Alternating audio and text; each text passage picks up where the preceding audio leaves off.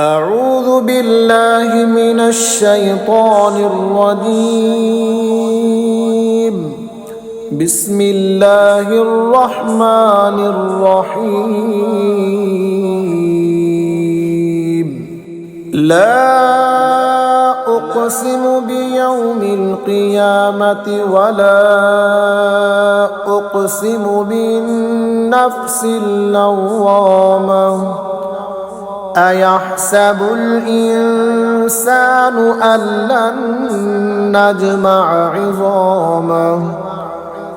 بلى قادرين على أن نسوي بنانه بل يريد الإنسان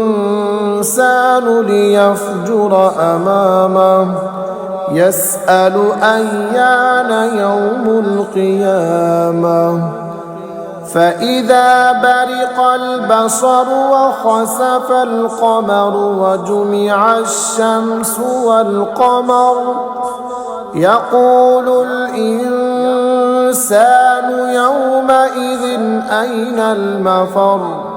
كلا لا وزر إلى ربك يومئذ المستقر ينبأ الإنسان يومئذ بما قدم وأخر بل الإنسان على نفسه بصيرا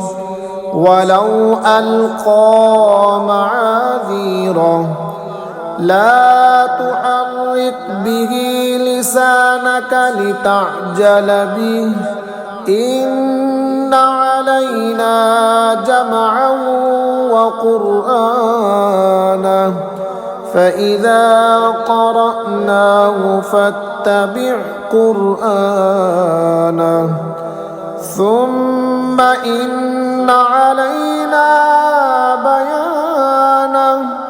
كلا بل تحبون العاجلة وتذرون الآخرة وجوه يومئذ ناظرة إلى ربها ناظرة ووجوه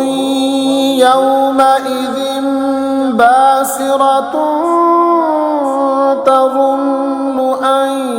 يفعل بها فاقرة كلا